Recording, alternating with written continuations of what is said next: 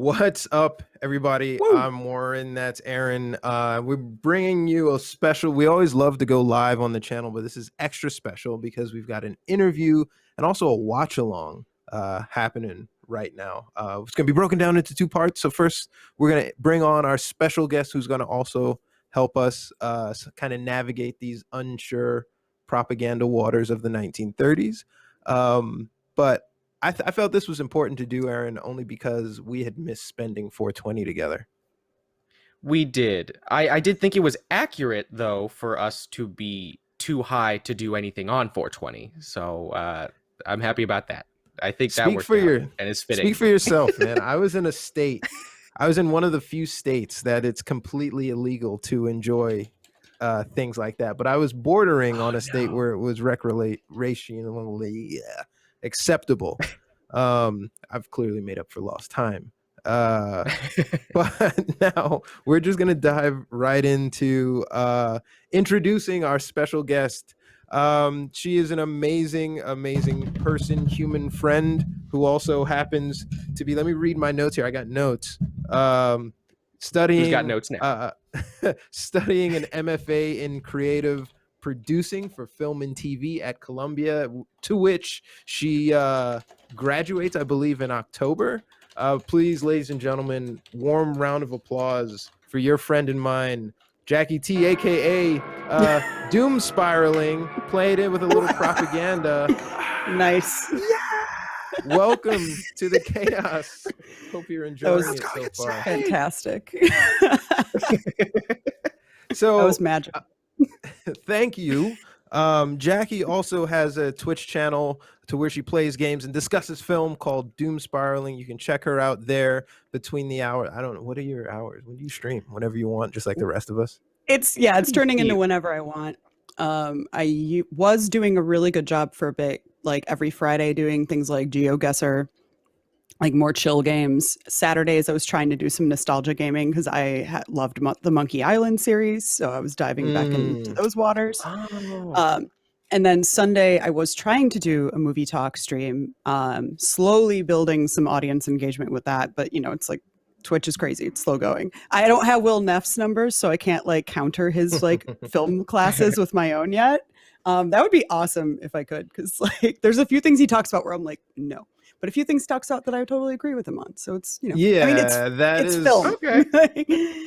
It is going to have you're going to have creative differences of all kind. What we try to make sure to do on this one is make sure that, we don't get called out for something we said 15 years from now. So that's going to be a struggle. Well, I'm going to double down on this. Alfred Hitchcock and Michael Bay probably have nothing in common as directors. So everyone's got their own flavor. That is absolutely true. But it seemed like the flavor for black and white films back in the day. I don't know what piece of art could be put out that at that time that just wasn't straight up propaganda. Your Looney Tunes that you watch every Saturday morning were propagandizing to you. 100%. So everywhere, once they figured out that this is a way we can subliminally get you embedded into someone's head, that Pandora's box has never been closed, and we're still being propagandized to today. What are some of the most obvious campaigns going on right now? Oh, every Marvel movie. You really? think so? Yeah. So Captain Marvel especially was propaganda for the Air Force. Every Michael Bay movie is propaganda for the Army in some form. So and there's a reason for that. And it's both one, it's because you're in the United States and you got to play ball, and if your movie's going to address it and be part of it, you just have to deal with that. There's also the interesting side of it that's very financial. And usually it comes across in deals that are made with the American Armed Forces to be able to get those things for free. And then you do a bunch of cross-promotional deals for them in terms of engagement and recruitment. What does it say, though, that there's a difference between, this United States government putting together money to put out a piece or some religious pack dumping into the film and TV business versus modern films, you know, that Coca-Cola can you see on Tom Cruise's desk, that was paid placement to be there. So what does it say that the United States government is like, I will subsidize your film 50% if you have these themes show up? Well, I mean, so like they're rarely going to straight up subsidize the movie. Like if anything, the deal you get is you get locations and you get That's massive. Really high end props. Oh, it's massive because to like pay for that would be insane. But like they're not gonna bankroll all the CGI. They're not gonna bankroll like all the permits they have to get to shoot like downtown LA. Like it's a give and take deal that exists in like so many ends of the film industry. Like I think my favorite product placement in a movie is in World War Z with the whole Pepsi scene at the end of the movie. Oh, I hate it's that. Fucking hilarious. It's magical. It's so bad. It's like it's exactly a commercial that they could throw onto anything. They could just take that and throw it on. It was so weird. And YMS like YMS actually did a spoof where they took that scene, did zero editing, and just slapped the Mentos song on it, and it was perfect. I love that you just referenced that channel. I love that. I prefer that as ham fucking fisted as it is to Kendall Jenner walking up to a protest and handing a cop a Pepsi. Like I just try to make me not see it versus just shoving it in my face. We're doing the right thing. Right. Like most commercials that have a social outreach arm, that is pure propaganda. Most companies. Right. Yeah, that feels like the cyberpunk kind of propaganda. Like we're in that dystopian a little a little bit. Yeah. Well, so like we have to talk about this a lot in film school. So like the way Columbia plays ball is if you're making a film and it's for credit and you're doing it with like this university insurance, which is like a huge money saver for students to have because insurance is expensive. But if you're going to play ball, they want you to be fully like you got to clear rights and deals and things like that. And one of the things that includes, the right way, as opposed to just doing it and, you know, getting a slap on the wrist later or potential lawsuit, depending on what happens with your project. Yeah. But like, so, you know, the question of what about like if we have Coke cans or if there's beer bottles, like what about those labels? And they were like, so it's a weird gray area because like we're not going to tell you to go out and like buy some prop can that looks kind of like Coke but has the name changed because that's you don't need that. It was so like basically where the line is, and it's not like a hard and fast line, it's blurry, is that if you're using the product as it's intended to be used and you're not commenting on how good or bad the product is, it's fine. Like, but if you're trying to if you pour a can of Coke because you say Coca-Cola removes bloodstains off streets, like, yeah, Coke would get really mad at you for saying that because they don't want people to know that it's completely very acidic. That depends on the company. Some companies handle the rights and their IP completely strictly. Yeah. Like every time I see a laptop that has like a black tape over the Apple logo, I'm like, come on, man. Yeah. And that just keys to me that Apple's like maybe a little fascist with their rights and clearances stuff. Oh yeah, some companies are worse than others. I mean, there's actually this guy on TikTok that my sister sent me his video because she was like, I didn't know this, and I was like, oh yeah, this is a whole thing. It's called usually glyphing, I believe is the phrase, where you use tape to change the name or change the logo in a way that it's like slightly different. So like when The Dark Knight was filming in Chicago, when Batman films in Chicago in any form, they just take some tape, slap it on the Chicago PD cars so it says Gotham PD, and it's literally just putting a little line, turning the C into a G. That's it. That's awesome. But it's like, it's the whole rights and clearances, and it's a funny line that overlaps with like PSA and product placement, just because it's like, it's a two-way street in some ways. Well, is propaganda... Is propaganda primarily about war, or is it fine when like it's an ad that kind of blends into the film? Like in Fight Club, they made a joke of that, but you know, if you don't notice, sometimes I won't notice the product placement. I can't think of a exact example, but yeah, your thought on So I don't know. Like, we usually associate it, in my opinion, with political stuff. But like I said, every modern commercial is like brainwash propaganda trying to associate a 100%. feeling with a product. Yeah. So I don't know what I prefer. I actually might just prefer, because I do have a little bit more, I don't know, if I feel less helpless when I'm being propagandized to for a political belief versus like a Bath and Body Works skin routine thing, right? Like that feels intrusive a little bit. A little bit. Well, like, so PSAs and propaganda are, I mean, like, you know, they're one and the same. So one of my favorite web sources for arguably free content, in the sense that it's like in the public domain, you can do whatever you want with it, is the Pralinger Archive. And if you haven't been to the Pralinger Archive, I highly recommend it. It's just a website. It's for you. It's a boatload of crazy. Like, there's loads of shit. People put it online. It's sometimes the sources are just some random guy in like the middle of nowhere, and sometimes it's like the US government, because it was an actual PSA in a library somewhere digitized it and was like, this is for the public record. So if you go to the Pralinger Archive and you look for PSAs, you're going to get everything from, like, you know, military propaganda. You're going to get the duck and cover, which is a classic.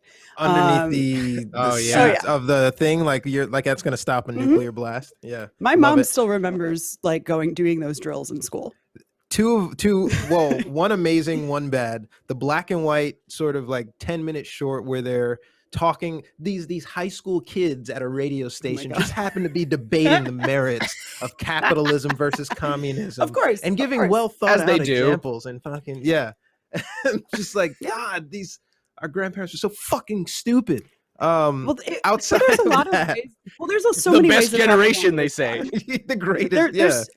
There's so many ways that propaganda was done. So, like, I mean, you've all heard like the McCarthyism and McCarthy era stuff. And then before that, there was was it Hays Code? I'm going to Google that just to make sure I'm getting it right. I'm pretty sure. Well, I don't hold it against them, because it's a new medium, right? Like at that point, like people, like you can use it for good or for bad, right? Like in a way, propaganda was not the intended purpose of this medium, but it seemed to be something that got a lot of momentum. And it did very quickly. So, like, the first movies, like, we're going to go back to like late 1800s, Edison's and whatnot, and the Lumiere brothers, like, you know, they were just trying to like fuck around and find out. Sorry if I can't swear. I should have asked you before you went. How dare you? So, like, yeah, like in the movie, in any art form, when it's new, like that's kind of how you do your thing. You fuck around and then you find out what sticks and what can be marketable and what can pull people in. And it's, you know, it went pretty quickly from like talkies, and talkies came later, but like these like God, I'm now forgetting the name. Now news from the front. Quick clips. Yeah, those were early era documentary. Was a mix of, there's a lot of propaganda and PSAs mixed in with like little news reels, little things to just show you what a place looks like. But the funny part is, a lot of those actually, I think they were called like actualities or something like that. I need to Google this. I'm forgetting my terms. Worst film student ever. But like a lot of those like scenes that Edison or that like all the other guys that were filming just like shots of day-to-day life, a lot of the times that day-to-day life was staged and was done over and over and over again till they got it right. So in a way, things were being manipulated very early on in film because they wanted to capture real life, but in a way that they saw real life. So, and I mean, anything you see is going to be filtered through the lens of the director. So that's also like a whole thing. Just in glamorizing like the war effort in the 20s, or like this, give them something, you know, loose lips sink ships, our boys back home, right? They wanted to bring the war home in a way that inspired and encouraged. And I think I don't know what the fuck, but maybe in some way to like garner support for the Vietnam War, they brought the war to people's homes again. And I think they were like, this is where we need to draw the line in our propaganda. We can't have amputees and mortar blasts going off on television. Like that's where they learned the limits of like the trance being snapped. Yeah. Yeah. And that's, you know, it's also like it's a very different way in which war had been depicted to the American public. And there's some interesting docs I've seen about this that were specifically talking about photojournalism in war. and like the different issues New York Times has gotten into, different issues all like Time Magazine has gotten into, and because like you want like they wanted to show people what war actually looked like, and then on the other side of that, they also have some sponsorships and money coming in from people that don't want to show you that. I've got a special place in my heart for the PSA. No matter how good or how bad, whether how bad, this is your brain on drugs. Like clearly, this is like some moral, ethical, health good. Yeah, for sure. And then on the Canadian PSAs are amazing. Have you seen any of these? Where they're like, I can't remember the last time I've watched those. Accidents happen. Yeah. And they were like violent accidents. It's one of them. Their that drunk sticks in my driving mind. PSAs are crazy. There's this woman who's like working in a soup kitchen, right? Or a kitchen. She's got a big boiling pot of things, and she's like talking. She's like, I'm getting married next week. Like, I love my husband and my fiance and blah, blah, blah. Well, at least I was getting married next week, because my coworker spilled some grease and they never cleaned it up, and I'm about to have an accident. And you're like, what? And just as soon as that happens, she turns around, she spills the bucket of boiling shit all over herself. And you're like, yeah, okay. Oh my God. There was another one where a guy fell off a 20-story building because it was basically like, be mindful. That was the entire PSA. Yeah. Like, guys, be mindful. And it's just like, holy shit. I'm gonna go. Like watching a Tarantino at some point. Yeah. The blood splatter gets really hardcore. I can't believe how hard some PSAs go. Do either of you remember the what was it? I think it was for against teen smoking or just smoking in general, and those always haunted me. They switched up their style, so it never was the same thing. But I remember one where one girl was just completely deflated on the couch, and it looked like a weird like CGI skin laid out on the couch. Haunting, that was for weed. Disgusting. Yep, that one's definitely. Was it? Yeah, it was oh my cigarette. God. The cigarette campaigns, the anti-cigarette campaigns, like the Reagan's wife, the Nancy Reagan, the drug campaign, just say no. That was like super lame. The Lion, like super lame. But when the anti-tobacco people started, showing people with their entire lungs and tongue and throat ripped out, like that was like, okay, shit, yeah, vaping maybe not be that cool. And the funny thing is, I think they missed but it tastes like an apple. opportunity. I think they missed an opportunity with cigarettes, especially in their anti-cigarette PSAs, because focus on the actual health concerns, but like also you can hit people in the vanity there really easy, and they just did not do that. Mm-hmm. I was like, that's a missed opportunity, guys. Like, come on, if Americans are one thing, there's a lot of vanity in this country. Like, go hard. What is all right, so you think Marvel's propaganda? I was looking for something a little bit more direct in it. But wait, in reference to just like Superman's American. In reference to what? Pro-patriot. I mean, like propaganda in general. Yeah, so like no, I know, but specifically with the MCU. Oh, with the MCU, it's definitely more like isolated in terms of how they do it. Like Captain Marvel was like an obvious one where it was like, okay, she's already going to be in the Air Force, like. And they even had like a bunch of these like Air Force ads that were direct tie-ins with like various characters and stuff like that. So like that's your obvious. In a way, it's a PSA. It's more like targeted advertising in a way. So I guess like PSAs have had to get sneakier, really. Yeah, no, they 100%. That's why like I wanted to find out which ones you think were more overt and which ones you thought were more subtle. Because when I think of the overt subtle one, I think of like the most recently United 93, right? And during the course of 9/11, they made this inspirational, heartwarming piece about the plane that crash landed before it struck anything. And it was basically trying to say that the people and the attendants on the flight fought back and fought valiantly and caused it to crash before it reached its destined target. And in the back of my mind, I'm like, this is a propaganda piece where you want us to be okay with the fact that you probably shot that plane down, right? Like that's my largest hunch of what happened on United 93. Like the Air Force was like, we found the bogey. What do we? They're not responding. Like, what do we do? I mean, why are we setting up here? So I think like anytime you watch a movie that's like Hollywood trying to like take on a issue within the US government or like a cover up or something like that, it always feels like a half attempt.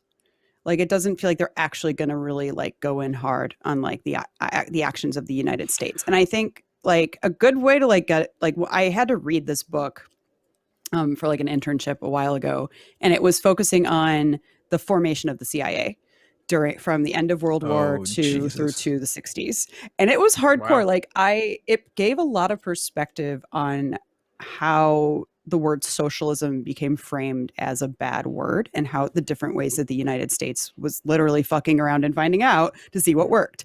So like the biggest way that they did it was like, and probably one of the CIA's most successful operations of like basically a targeted PSA in all of Europe was Radio America. It was a channel that they managed to get broadcasting in Berlin.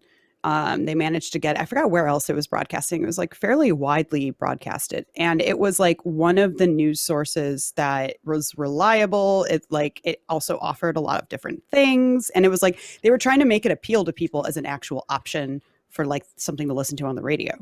And like, it was through this like framework of like, it's yes, a news source, but it's also going to have entertainment. And that once they started working entertainment in, they were like, oh, we could win people over to our side.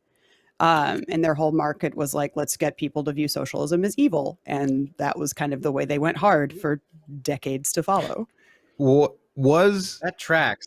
Yeah. Is it effective? Is the question. Is so in the short term, maybe you can argue yes, but is it though? Like over a long enough timeline, right? People are starting to see through the communist bullshit, and also, 18 states have completely legalized marijuana. Right. Only like 12 holdouts on keeping it completely criminalized, and then the rest are some mix of medicinal / decriminalization without having to legalize it. So I would definitely say that, yeah, even if it doesn't, if the effects haven't gone 4 decades, then yeah, I guess it's only because everybody's moved past it at that point, and they can look at it through a new generation and a new lens that can be like, wait, no, I have a question why that's okay, because something feels off. I think initially the problem is like that the damage just lasts too long. Yeah, like you could have removed I think that's all the of biggest that part. Way sooner. And with things like weed especially, it's like I've talked to like some friends who, like, I have friends in DC where weed has been like decriminalized, and you can like kind of buy it, but you have to buy it as something, you buy something else, then you get it as a gift. It's ridiculous. Really? And it's like, yeah, it's really weird. Everyone that lives there that like partakes is like, they're like, yeah, it's obnoxious, it's stupid, but it's like, because we're not a state, we can't legalize it. We're like, I forgot what DC technically is on like what like they're listed as, but soon maybe there'll be a state. No, they won't. I mean, so many people are going to try to stop that. But like the biggest issue that's going to stop the United States from like a federal, like, weed is legal, and I don't think it's going to totally stop it from happening, but it's going to be an issue, is the whole fact that it would dramatically change how we do trade with a lot of countries. Or we would have to like re-examine how a lot of those treaties are written up, just because a lot of countries we do trade with, weed is barred. They do not accept it. It's a big problem there. Like I think the Netherlands runs into some weird issues with that as well, because like they've legalized a shit ton of stuff, but a lot of countries around them have not. If you've taken a bus from Amsterdam back to Paris, you've probably experienced the dogs come on, they sniff everyone's stuff. A few people get pulled aside. No. Yeah, like I was just taking one back from Brussels, but the origin of the bus was Amsterdam. So when we got back to Paris, they brought this dog on the bus, and I was like super out of it. I was just exhausted because we like barely got any sleep. We were walking like crazy, maybe like 25,000 steps a day kind of craziness, because that when you're seeing a new place, that's what happens. And the dog came on, and I was like, they were like, don't pet the dog. I was like, but it's so cute. And then like then some random American tourist gets like pulled off the bus, and I was like, oh, that's why. I had the opposite experience. Not that cute. Going from Munich to Amsterdam. It's like they don't give a shit. Like my passport wasn't, like, nothing was checked. I got a ticket, and I literally could have had pounds of weed in my duffel bag from Germany, and no one would have said a thing. But so from leaving, Germany, they probably Amsterdam. leaving. It's more. It's all about where you're going to, and like, yeah, I think I'm really curious, and I need to bug some of my policy like junkie friends and get a sense of like where that, you know, climate is at. Because I know back when states were first legalizing, they were like, we'll never federally legalize it because we have all these trade issues and like it gets deeply complicated there. And I'm like, yeah, but like if more and more states are legalizing it, like Canada's basically legalized it. Like I feel like it's getting closer, but like it's that's part of the issue as to why someone else's trade deal does it. I don't. Yeah, I'm. This is where I'm like, yeah, I'm glad that the states can do their own thing, but it sucks to be caught in a state where, you know, getting a gram makes you feel like you're scoring meth off the local fucking corner dealer. But I was gonna say, growing up in New York and still knowing like that back in New York when I was growing up, like a dime bag of fucking, that is your life is on a different path now, right? If you get caught with that in your sock or some shit. And people still fucking do it. So that's does this propaganda work? People, I think at this point now, we've had the medium of film so long that if you're going to propagandize to us, you have to do it in a different forum. Mm-hmm. Literally 4chan and 8chan for the QAnon shit, right? God, like, yeah. If QAnon came out as like a video vlogger podcast, people would be like, get the fuck out of here. But yeah, because it's kind of like just a new way of doing it. But like the old ways still work. I mean, Fox News. The old ways still work. Fox News is getting like all of our grandparents to still vote Republican. Everyone who's watching Fox News right now, seriously, are people who had their grandparents beat the Reefer Madness propaganda into their head. I think that Venn diagram overlap is like damn 100%. Near gray. 100%. I mean, like one of my one circle. One of my I mean, like one of my uncles who's like recently apparently blocked me on Facebook, which I think is hilarious. He was like hardcore like anti-socialism. He also fought in the Vietnam War, and like basically everything that the United States government was pushing about socialism as they wanted to frame it, he's like ingrained in his brain. And the same thing with one of my other uncles who's like very hardcore about like, you know, he's a libertarian, but will never call himself one in that way where he's like, I just don't want the government getting involved in my nonsense. And like, I want to be able to do what I want as an American. I do too. Cause at least like, I understand. At least it owns your selfishness. Yeah. Yeah. It's very much about just like, I want to do my thing and not have to like be told I can't do it. And like, like I'm more or less like, at least I understand the mindset. Whereas my other uncle, it's like, he just, you know, very much had that anti-socialism propaganda like drilled into him. And like, so one of the fun things, fun in terms of like, it's a fun fact to know, depressing to really take it in. So in the earlier days of the Cold War, when the United States started quote unquote winning, it was, I believe it was a coup in Guatemala when we overthrew their socialist government. And that was considered a win. Funny story. Government wasn't like, they kept telling like everyone that they were a communist country. They weren't. They were socialist, but they were not communist. And it's like kind of that democratic socialism kind of vibe. So basically, and there was a couple other countries that like CIA and the US government was framing as these communist entities that sided with Russia, that we kind of went in and did our thing and tried to basically change the government to someone that we could play ball with better. And in a few of those cases, the governments were not communist or had any ties to Russia. We just kind of went in and fucked with their shit. And yeah, so there's a lot, like if you ever talk to anyone about the United States dabblings in Latin America, it is a mess. No, the schools of the Americas, like their whole fucking wing down there. I'm familiar with it. I studied political science, so I'm very well versed in these matters. But I looked up YouTubers. The only reason it's called marijuana is because of that. Instead of cannabis. Amazing. Just that was able to happen because people believed the propaganda about you know what's happening south of the border, and the propaganda like this takes a lot of resources to make. Like someone said, for whatever purposes, some collective got together and said, I want to send out this message to further my interests.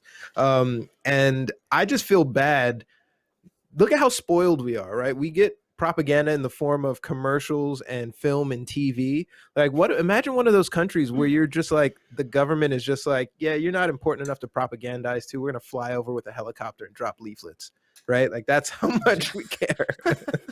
Right? Leafleting, that's a fucking thing. Right before we bomb you, here's your 4 days to get out. If you see American soldiers, the soldiers depicted in the smiley face waving at you, like, don't attack them. Like, it's propaganda. Is interesting. It's gross how it's still going on, thinking of it like that. Yeah. Too. Well, so a funny thing, the military ads look like they have. So just real quick, the military ads I see now, like on Hulu or something. I have a cheaper subscription, and that just feel like they have, right. I'm fine with commercials, but unless the Navy ones, because those look like they pour a lot of money into them. When it's just weird, like it's like we don't really need the military at this point. They have so much money and resources that we spend as tax dollars. But not only that, they need to redefine how they propagandize to people, because they have a Twitch channel and they play fucking Call of Duty on it, dude. Wait, like this? Still? I don't know who. Yeah, I think they still do. They got off, but then they were allowed back on again. Oh it was the last time I had checked, but. If you're in that pitch, do it a little more right? subtly, at least. And you're like, this is nice. I can see the army being like, yeah, this is a good idea to have a presence on Twitch. But who wants to be the recruiter who's like doing the picture-in-picture game? That is a rough gig, man. Then again, so like one of the bigger, I forgot how much. I was watching some interview with someone that was actually had worked with like marketing and outreach with the armed forces, and it was like some crazy dollar amount that arguably, if you break it down, but like per head actually signed up and enlisted, they spend like, I want to say it was over like $50,000, maybe anywhere from like 50,000 to 100,000 per head, just because of how much money they spend on marketing, outreach, and recruitment.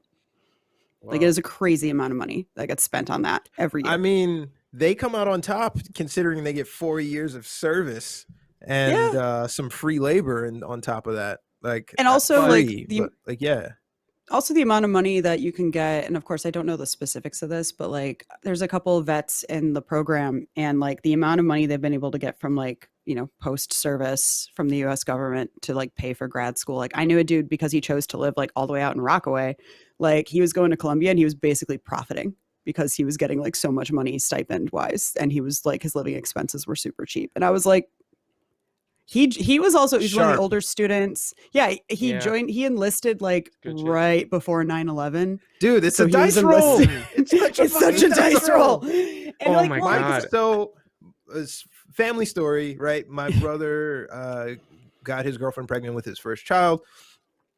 After high school, I think he was going to go to college, but he needed money now, so he joined the Marines, of all fucking places. 1991, the Gulf War kicks off, like maybe 7 months after he enlists. No. Yeah, man, crazy. Thankfully, is everything. He's back. It's propaganda is one thing, but then putting yourself in neighborhoods where you know people are destitute enough to like take you up on that fucking offer is another thing.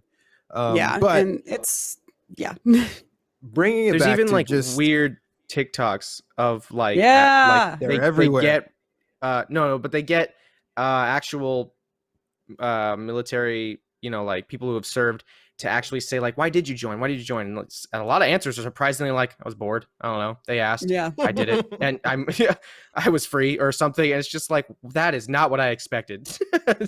Especially, if thinking about like what they go through after, if they have to deal through something traumatic, it's really rough. It's I don't like that. I don't like war. I don't like it. Emergency service personnel, I'll get off my high horse, but emergency service personnel, including the armed forces, shouldn't have to worry about a thing after they retire. Medical, dental, all the thing, mental.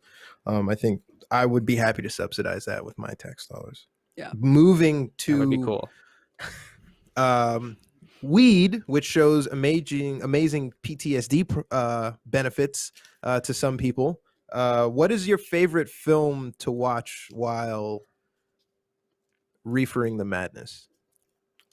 So the devil's lettuce, if you will. Yes. I think it all depends on like vibe I'm feeling, especially like as I'm getting high and how I'm feeling like before.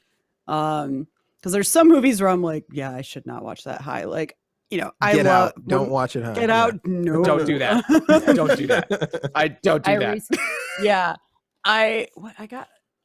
I'm now like forgetting the movie I got high during. That's kind of amazing. I got high like just this past. Oh, on 420, my friends and I have been watching like this list of movies. Oh, Xanadu. I got high during Xanadu. Oh, is that when you should Olivia be high Newton-John? Xanadu. You should not be sober during Xanadu ever. That's that 80s movie, right? Yeah. So it was like it was whoever Olivia made it. But yeah, I mean, like she was fabulous, like great singer, looked amazing. Like so, like I had no idea what this movie was about.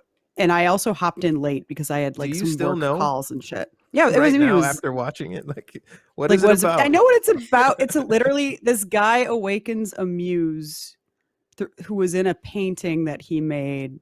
She comes out of the painting. I don't even know if it was his painting. I missed the first 20 minutes. So my friend described to me the inciting incident. I was like, yeah, I'm not doubting that. That is exactly what would happen in this movie. I just saw an old Gene Kelly and Olivia Newton-John tap dancing. I did not know there was tap dancing in this movie. I thought there was just roller skates. I'm confused. That sounds like it was made for people to smoke on. Like that. Well, I mean, it was fueled, but it was fueled on cocaine. Whoa, shit. Most movies were, especially you can see most movies that came out in the 80s could fit that criteria, man. Why is that? Why is the production supplies? Why is the production supplies line item in the budget so high? Well, you needed a lot of supplies. That's why I complained. Some movies were kind of better with that Coke lens, only because some directors on Coke just really thought so intricately about their film and how they wanted to get some emotion or point across. Like so much so that upon rewatch, I don't think you get a lot of rewatchability from most movies today. Yeah, some still, yes. That's at least that's probably. I like A24. Yeah, I like Midsommar. What you want to, Midsommar. So, I still need to see that. Hereditary, I saw though. Midsommar. Hereditary, I saw. Midsommar. Love that movie so much. I wouldn't watch that high, but like I've seen it enough now that I feel like I could watch it high. But first time, I'm glad that I wasn't. It's a movie. Mother. Yeah. Yes. Yes. I actually watched that under the influence, dude. I was freaking out, man. You're talking about the one with Jennifer Lawrence and Javier Bardem. Yes, the Bardem. Okay. Before we move on, I do want to talk about that movie. We should do a show on that film. He was the devil, and there was a like part where angels came to like the house dressed as the cops, freeing all these people in cages. Right? Oh my God. It was a weird look. Everything that was happening on the screen, it wasn't happening on the screen. It was like there was something else fucking going on here. I have an issue, like a bone to pick.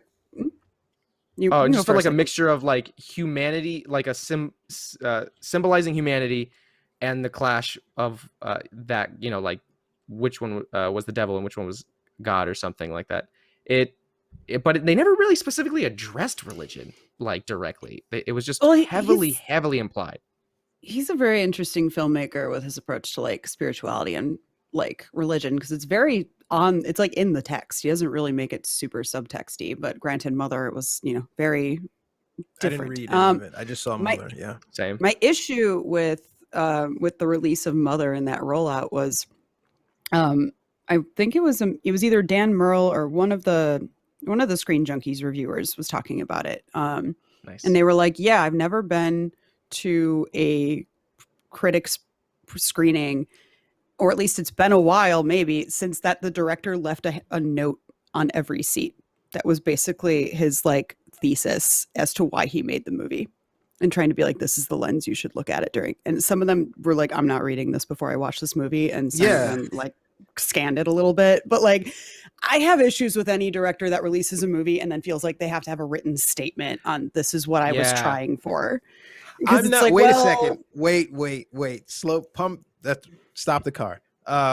Because I agree with you in the sense that like the wider audience is not going to read your fucking thesis. Like you should make it to be snackable in its own right. But like every goddamn Star Wars film has a thesis in front of it.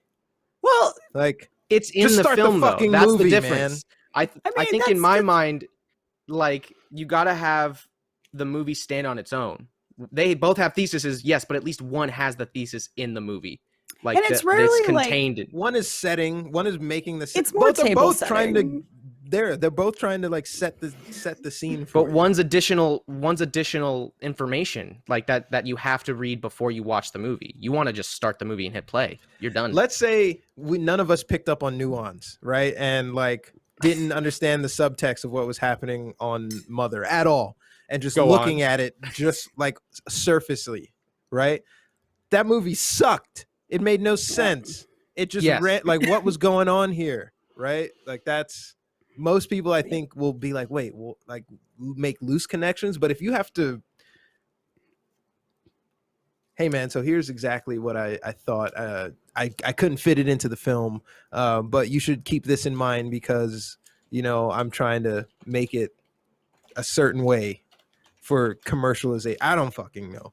But I see your point that. Now, but here's the thing. I don't want to read a whole Bible just to get the intricacies of what he's trying to allude to when he, you know, in Mother or something like that. So I see what you're saying, but Aronofsky's also just like kind of a fascinating filmmaker, also in the sense that like I find him really interesting because his first major movie is dealing a lot with like Judaism and spiritualism within Judaism. Like Pi was a very out there movie, which very much set up the kind of guy he is, the kind of director he is. But I think he came to like Christianity very late in life, and that's why he has a convert. This, like, pivot. Oh god, yeah, got him. Fanatic. I need to like look up a little bit more on it because like I swear I was like reading one of his bios and I was just like, whoa, wait, you came to Christianity later, like. I grew up in that stuff. I don't know why you did that, but okay. Like, I grew up Catholic. It's like, you know, it's one of those things that when you're not Catholic and you don't really jive with it, when you find out people come to it later in life, you're like, why? Yeah, okay. That's I think all of us, agree. Aaron, also I had a very religious upbringing. Aaron also had a religious upbringing. So we know when we're very conditioned to indoctrination and propaganda. Yeah. So when we see, you know, things that are maybe a little bit too on the nose, we're just like, are you falling for this? Yeah. Though apparently there's an article because I was just Googling, I was like, I know I've read somewhere some really interesting stuff about Darren Aronofsky and like, you know, the movie Noah and like just his views on that, but like apparently like in 2017 he considered himself more of an atheist, which I think is fascinating. At the time of this movie, apparently I'm gonna see if I can like there's like a Vox article that's kind of diving into like, you know, movies that will infuriate his viewers, and Mother being one, and Noah kind of did the same for some of his audience. Noah was kind of propaganda. Yeah, Noah was also. Even though it also had giants. Noah. it had fantasy. Sand fantasy. giants. Yeah. But still very like much propaganda. But that makes sense. So, Aaron, what is your favorite movie to watch high? So we can move on to the next. And get this movie watching going. I watch a lot of anime, but I don't rewatch those. Scott Pilgrim versus the World. That movie High is so fun from every angle. It's such a good movie. It's good shit. It turned me in. I went straight to the comics right after that movie. It was so great to see how close it is to the actual source material and a good like cutting down if you had to of what was there. I liked it a lot. When you look back at the cast that that movie had, it's kind of wild. Like where all those people were at that time in their career versus now. It's just like, Christ. 2 from Arrested Development. Yeah. And Captain America. Yeah. Oh yeah, Cap. Yeah. That's right. He was Cap 1. We have Cap 1 and now Cap 2. I never wanted him to be Cap because he was always so good at playing the arrogant a-hole. Like, so good. Not another teen movie. He was amazing in that as the lead. Jake Wilder. Yeah. So funny. I'll see that. Like he was prefer, like way funnier than like I expected. I prefer more serious, sort of like immersed, fucking tense, suspenseful stuff. Trance and Layer Cake. I love watching those. I watch those a lot. So those are our recommendations for this as we hop into and early Studio Ghibli. Hell yes. Hell yes. A little slow, but so good. I mean, beautiful. Definitely beautiful. Yeah. Because if you forget after being high, you just have to watch it again. Yeah. Pretty much. Which is not a bad sit thing. through that? You feel like you just let the light of the animation just wash over you while you sink into the chair. So we are going to close this out and then come right back with a watch along of Reefer Madness. So please stay with us. You're going to hear a trailer play in, and then we'll come right back. Well, actually, we'll 2 minutes, guys. I'll see you if you get up from your chair. I'll see when you sit down, even though you won't see on screen, and cool. Thumbs up when you're ready, and I'll bring us back in. I can use the bathroom. Yeah. What's up, Aaron? Bathroom break. Okay. Cool. All right, guys. See you in a sec. Get re-high. All right. Bye. Endeavor. Awesome. Can't wait. One thing we didn't do, if you've got time, we did not do this. Now, having seen Reefer Madness, there's going to be a lot of editing going on with this, but I think this is going to be a fun one. Now's the time to make a movie. We're going to go into Let's Make a Movie with DoomSpiraling. All right. Aaron, this is going to be a special version. The Wham Productions, was it Out of Reach, set in Paris, and then the horror film with Issa Rae and Matt McDermott didn't really get well received. But now Warren and Aaron Productions is tasked with making another film. We've been contracted out by the government to make a propaganda film. And that's what we're going to make right now. What is the policy issue that our film is going to be pushing? Ooh. Gun violance. Guns are okay. Guns are. I don't know if I want to touch that. I wouldn't take that contract. I feel like that's that was already the been safest made. one. Yeah, did you hear about that movie? Vaccination, Lexi. There was vaccination would be we can do that one. But there was a film that was I think it was the same people behind one of that shit that Ben Shapiro was involved with. Yeah, they made a movie. Oh, yep, that was basically Die Hard in a high school with a little girl, blonde girl. Yeah, and she takes on the criminals. I know what you're talking about. Yeah, Ben Shapiro. That would be the pro-gun. That would be the pro-gun propaganda movie. Dad taught her to hunt. She used all of those. We should. I don't know if we could stream it. Really watch we should. We probably couldn't stream it. All right. So we've been contracted in. DoomSpiraling has been hired as an outside consultant to help us make this PSA about vaccination. Is it pro or anti-vax? What is our... We're a production house for hire. We'll make whatever you pay us to make. I'm going to say pro. There isn't enough pro. I think it's pro propaganda. Pro vaccination. Pro propaganda now is just facts. We can do way more. We can do way more with anti-vax. We can do way more. Anti-vax they'll base it on fears. I agree. Because pros kind of already happened in some ways. Pro is like Contagion was I would say Contagion was a pro-vaccination movie. World War Z was probably a pro-vaccine movie. Until it got stupid. Until it got stupid. But even at the end, the whole way he solves it was he takes a random drug and then they had a vaccine to cure it immediately, so he didn't die. We're not going to hide this behind some other story. This is going to be like our United 93. We're going to tell the story that we want to tell. It's going to be a narrative, maybe inspired by true events, but thanks to Lexi's recommendation, it's going to be a pro-vaccine propaganda film. What's the setting and what's the genre? Is it going to be a musical? Is it going to be comedy? Is it going to be in the South? Is it going to be in a city? What are we thinking? My vote is musical. I think anti-vax musical. Pro, man. Anti? Pro. I thought we decided anti. No, anti you would decided probably that. be funnier. I'm not gonna lie. That's my vote. I'm like Anti-vax? We want to do an anti-vax musical? Oh my God. Say that sentence again and tell me you don't fucking laugh your ass off. I don't want to do that. I wouldn't sign up for that. You're like, no. It would have to be enough to quiet the voices of regret in my mind. So I don't want to say I'm above making an anti-vax musical, but you have to pay me enough to like comfort my conscience. What if Alan Menken did it? Well, if we did an anti-vax movie, the one that pops up in my head would basically be like God is Dead, the sequel. Or God is Not Dead. We gotta get Kevin Sorbo. He's surely alive. Kevin Sorbo's in there. Here's exactly what we're doing. This thing is casting itself. We've got an anti-vax propaganda musical that we're making. And the mainstream song is going to be called 5G for Me, sung by Kevin Sorbo. Thank you, Lexi, our consulting advisor out there. So we have an anti-vax musical propaganda film starring Kevin Sorbo, right? Perfect, maybe we need a co-star, but where is this taking place? Where is this taking place? It's taking place in like a small church town in Ohio. Small town. Oh, okay. my God. Yeah.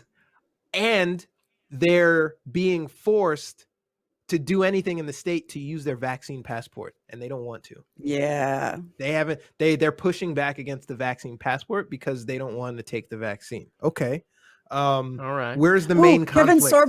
Kevin Sorbo could be like kind of like in the style of the Music Man. He's the vaccine man. He comes in and he tries to like sell vaccines to kids. So I'm the vaccine man. Super monotone. He's the main. He's not the star. He's the main antagonist, right? He's like the villain. Yeah. Okay, I like that. I think he would like that. An endearing villain. He'd get to depict us. He would love that. Oh yeah, he did play a caricature of us. God is Not Dead 1. He's the atheist professor who dies at the end. Surely he dies, but he accepts God at the last minute. Oh, cool. Wait, 76 okay. Krispy Kremes if you get the vax for me. This town, that's great. All right, the town was being forced. So the town had a vaccine station nearby. The first person went, took the vaccine, and had, I don't want to say no, they didn't have a reaction. They started acting out violently. I want to say something completely natural happened, but they blamed it on the vaccine. They got sick from the common cold? No. Sick is too easy. Something outlandish, like they got shot in the leg. Yeah, car accident. We got to double down on it. We got to heart attack. Stupid. Could be, yeah. Oh yeah, okay. So that's like really obese. Spontaneous combustion. It happened immediately after the vaccine. I think a heart attack is enough. I think the devil is in the vaccine. The devil's in the vaccine. Okay, so what'd you say? The person gets the vaccine. On the drive back, they have a heart attack. They have a medical emergency behind the wheel, and then they crash. Right, trifecta. And then that's like a major thing that starts in the beginning. Yeah. And everyone is digging into what's happening, and they all decide to blame. He's perfectly fine before he got this fucking vaccine, and then then that happened. The devil in the vaccine is another song that's gonna break out. That's like a suggestion. Major number. What do you have to add, Doom? I was going to say, at some point, someone's got to be arguing that they don't want to get a vaccine to save their kids, but then the school's requiring a vaccine passport or something. So then it becomes about their civil liberties, because that's key. Yes. You got to hit on it's my civil liberty and my right. I'm trying to think of a pun for the name of the song that they sing, like civil liberties. I don't know. I think they're isolated in a small town, fighting their fight against the big state government that's requiring them to do this. And then MAGA Twitter Parler hears about their plight and takes up for them. And then they get this entire influx of support, and it yeah, through the internet, we can amplify our voice. And like, look at all these other heroes that have come to our town to help protest and burn masks with us as we take our country back. Oh, no. Yeah, dude, this is all right. Yeah. This is happening. This is it. That's the story. Starring Kevin Sorbo leading a procession. Melissa Joan Hart plays one of the moms. Oh yes, Melissa Joan Hart would totally do this film. Absolutely. Jenny Kathy McCarthy Bates makes a guest appearance. This is a whole bunch of, you know what this is? This is going to be a cameo to every conservative, every conservative actor wants to kind of lend their voice to this. So Kelsey Grammer is like the doctor who gives the guy in the first scene the vaccine, right? And then James Woods is like a news reporter reporting on this. Oh no. And like Kirk Cameron is Melissa Joan Hart's son. This is going to be a star-studded one. Like, as long as we say we're making this film, they're in on this. And then can someone briefly see God and it's George Clooney. Who what is the name of the dude who does the documentaries, like the conservative leaning documentaries? Supersize Me? D'Souza comes in somewhere. Oh, yeah. Nope. You know, is a talking head as himself on FNN, Fake News Network, right? Oh, he would absolutely be himself. There's no way he's going to show up not as himself. Oh my God. He's like a hero Lindell. too. It keeps his name in the movie. Mike Lindell is also in this. Like, all of these people are in this in cameos, on screens in the background, and like to Melissa Joan Hart and Kirk Cameron and then the rest and Kevin Sorbo, like, those talking heads are making good points. Yeah, they're totally breaking down logical ideas. And someone, you know, one of the young girls tweets about not having to get a vaccine to go to class and uses the hashtag and like, don't vax me, bro, or something like that. Yeah, and something really bad. It just gets amazing inertia online. That's the film. Yep. What is all right? Do we? We've got our actors, we've got our town, we've got our setting. It's a musical. That company, Pure Movies or whatever. What's their name? Is it being made by Pure Movies? Or the same people that did God's Not Dead? You sure this is not a pack? I mean, I'm sure they're sponsored by one. So they make a lot of money. There's a whole market of like Christian cinema that breaks into also the like conservative cinema. There's like a lot of overlap there. But like there's also less movies that are a little bit less aggressive on the conservative values and more just like straight up like Christian stuff. If Reefer Madness, if this is an idea of like some of the depictions of conservative film propaganda, man, like they're brutal. Yeah, I mean that one with Shapiro, basically she's like a one woman army. Yeah, what was that movie called? I'm now forgetting. It was weird, but yeah, I do Pure want to Flix. watch it. They're the ones that did God's Not Dead in the trilogy. I wanted to get the name right, also because it's very obvious. What are we calling this? To put the button on this, what is the name of this film? What are we calling it? No vax in me. No, I'm trying to think of a pun. He said a really bad pun. It's gonna induce groans, but my body, my choice. That's their rallying cry. Yeah, it is. Yeah, Lexi, I know that's a bad one, but like I can see it. I can see it. Well, that's gonna turn into a movie at some point. What's the we can't when end the public is brave enough. We can't end it without the title. Cecil likes it. I mean, my body, my choice is kind of perfect. I think so too. My Body, My Choice. Is that the name of this film? Subtitle. I'm gonna go back to them.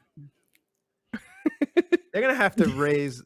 You know, we've had an emotional toll making this movie. Like, they're gonna have to compensate us, give us a bigger revenue split or something, because like, I'm not. The price has to be high for me to compromise in this much. And we get the money from the toy sales. There gonna be toys. There will be toys for this. We will try and fashion toys. I'm just like, I'm also now wrapping my brain around like if a movie like this was getting made now, it would be one of the few sets probably that would actively, it'd have to be non-union to get around all the COVID safety regulations. Oh my God, yes. It's gonna be a movie that's based on like COVID not being that scary and vaccines being bad. My guess is they're also going to want to run it as a completely normal, no mask set. Yes. So the production costs are going to be high if everyone's getting sick like every couple weeks. You know what? That's also going to be. Why is this happening? You know what? To us? This is also going to happen in the film. Someone is going to get sick, and then completely normally somebody's going to recover, and they're going to use that as like their rallying cry as well. Like, oh yeah, 100%. It's like, what? It's just guys, like, you're overreacting. It's just the flu. All right. It's just the flu. Is that the title? Oh my God. No, we had a classic movie moment where you said it in passing and we all loved it immediately after, right? DoomSpiraling. It's like, that's the name right there. They have to say it in the movie. My Body, My Choice. No, that's it. That's the unfortunate title of this. My Body, My Vax. I don't but wanna, it doesn't sound good.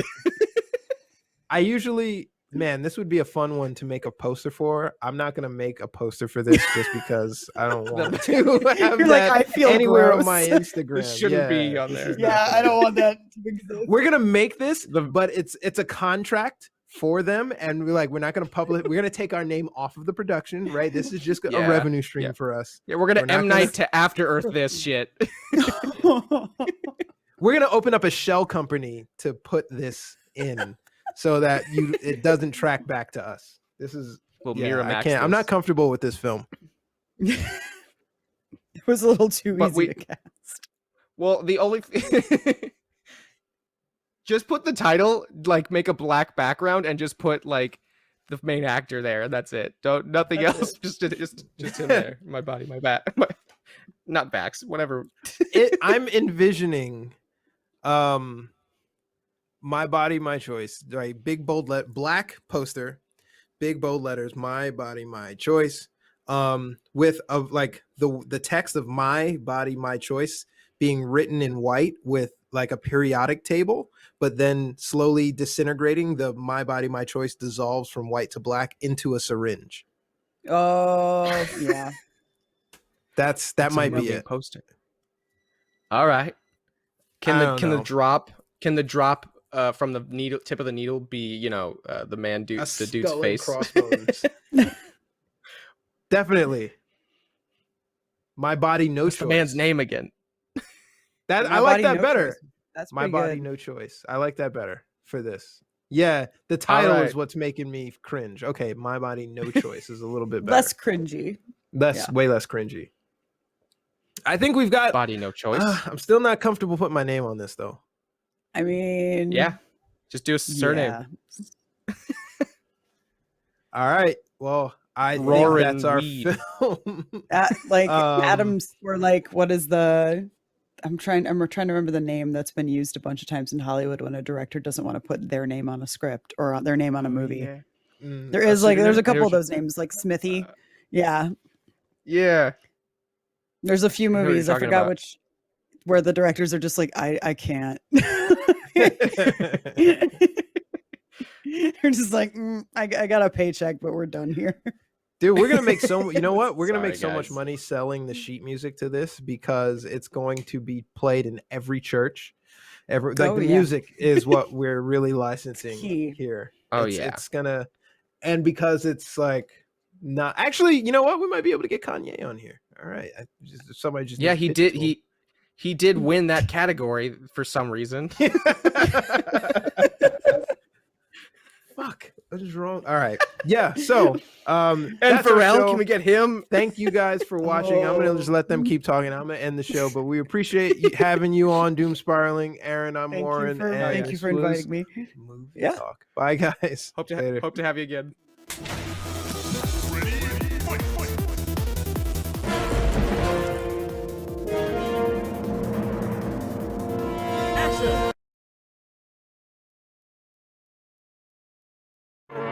Second. Shit. Shut up. It just restarts every time. Yeah. There we go. Okay, so I just ended the stream. They enjoyed Nice. that. Okay, cool. Yeah, thanks for joining, Jackie. I'm gonna take this recording. Stop it. I'm gonna need the recording from Tom.